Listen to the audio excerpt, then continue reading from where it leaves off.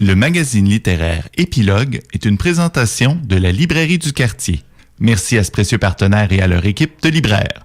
Vos prochaines lectures vous attendent au 1120 Avenue Cartier. Vous êtes toujours à l'écoute du magazine littéraire Épilogue sur les ondes de CKIA FM. On va parler à l'instant de précis de fantomologie avec Geneviève Bossé. Et non, on n'est pas dans un livre qui a l'air de grimoire là pour faire venir les esprits. Non, premier titre pour Julie Highland chez La Mèche. Ça va être disponible le 16 mars. Donc là, nous sommes le 15. Nous sommes le 15. Donc demain, ceux qui nous écoutez en librairie. En rediffusion, il est déjà en librairie, donc on a un petit 24 heures d'avance. Oui, donc premier livre pour l'autrice. Puis, je fais un parallèle avec le titre Épinette qui est paru cet automne, toujours chez La Mèche. Là, tu nous en as parlé il y a peut-être un mois? Ou c'était cet automne, là, peut-être en novembre. Mon Dieu, le temps passe. L'histoire se déroulait sur la Côte-Nord. Cette fois-ci, on est transporté en Abitibi. Donc, région que je n'ai jamais visitée. Et c'est très réussi comme immersion dans cette région-là du Québec.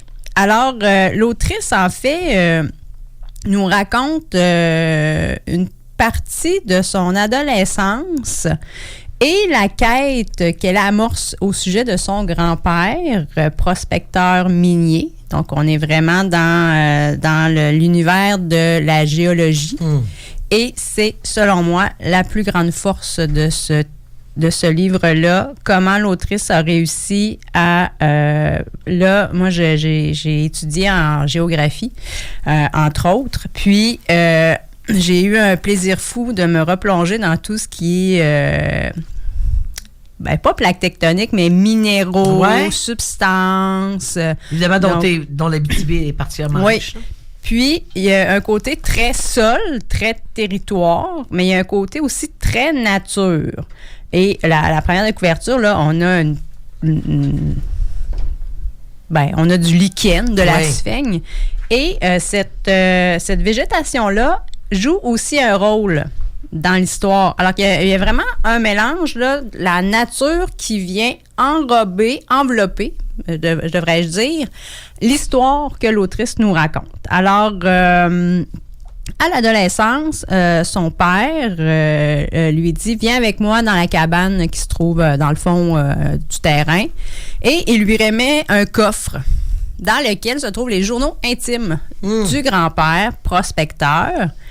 Et l'autre force du roman, c'est qu'on alterne entre des extraits de journaux et la narratrice qui raconte et son passé et son présent. Fait qu'il y a une belle, un beau mélange de passé, de présent, les retours dans le passé, nous présente un grand-père qui partait faire de la prospection, puis il y a vraiment un parallèle avec les hommes qui partaient dans les chantiers. Oui. Donc, ces hommes-là partent. Et on a dans notre littérature une certaine reconnaissance. Forman, il y a eu des pièces de théâtre. On dirait qu'on a comme un retour à ce travail du sol qui... Oui, puis donc, ces hommes-là qui partaient pendant des semaines, des mois, et qui revenaient à la maison où il y avait des habitudes qui avaient été prises. Et cet homme-là, quand il revient, sa femme, elle est toute seule avec les enfants, elle s'est habituée à son absence. Au fur et à mesure qu'on en apprend sur lui, on apprend aussi qu'il a fait des rencontres, qu'il y a une autre femme qui a fait partie de sa vie. Il est question aussi de l'alcoolisme de cet homme-là.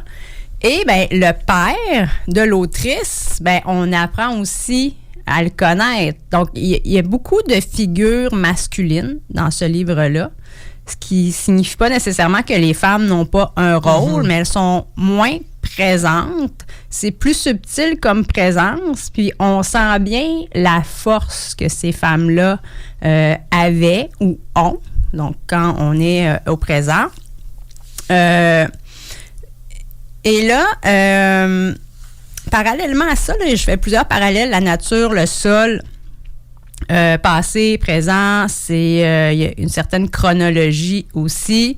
Et on parle depuis quelques mois de gothique contemporain.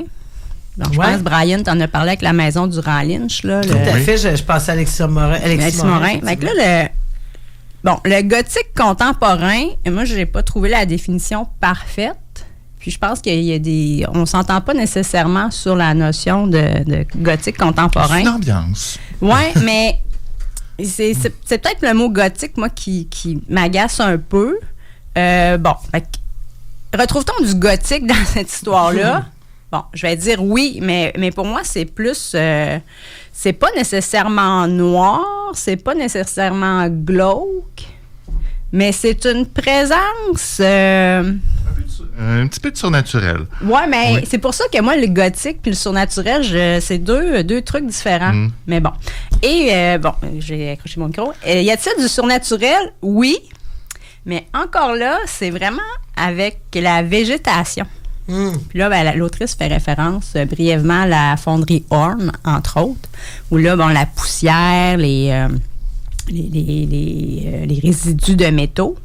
Mais là, on est vraiment dans une végétation qui s'impose parce que dans le coffre du grand-père se trouvent des échantillons de lichens, de sphènes, et ça intrigue l'autrice lorsqu'elle est adolescente. Fait que c'est... Là, je ne veux pas aller trop loin dans ma description de la végétation qui s'impose, mais ce moment charnière-là où la végétation prend le contrôle de la ville, au sens propre, au sens figuré, là, ça sera à vous de voir. Ben, c'est là qu'on voit que quand le gothique ou le surnaturel, on se rend compte de sa présence, il est comme trop tard. OK. Parce que tout est dans pas la minutie, mais oups!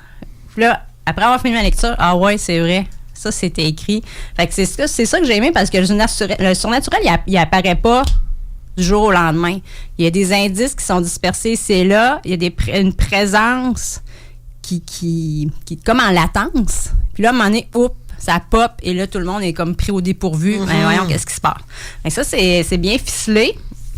Donc, comme je le disais, moi, je suis jamais allée en Abitibi, puis bon, on parle de la forêt, des routes interminables, où il n'y a pas de civilisation, il n'y a pas de bâtiments, les mouches noires, mais puis des fois, quand on veut trop insister sur un thème, là, le champ lexical est comme plaqué. Hein? Là, on veut que le personnage là, il soit vraiment... En symbiose avec la nature, là, on plaque des figures de style parfois boiteuses. Là, le champ lexical, autant dans les propos du grand-père, donc on est en 1940, 1950, autant dans les propos de la narratrice. Le champ lexical, là, c'est doux, on se sent enveloppé par la mousse, on sent le sol. Donc, les minéraux, les veines, donc les carottes donc qu'on ramasse là, pour analyser le sol. Puis, ce champ lexical-là est, oui, pour la description de la nature, mais aussi pour la description des émotions, des comportements des personnages. Fait qu'il y a toujours un lien subtil entre le sol, la végétation, la forêt, l'immensité du territoire où il n'y a pas d'horizon. C'est vraiment une belle plume à découvrir. Puis, ça donne vraiment le goût d'aller en Abitibi. Donc, c'était Précis de fantomologie, disponible dès demain en librairie.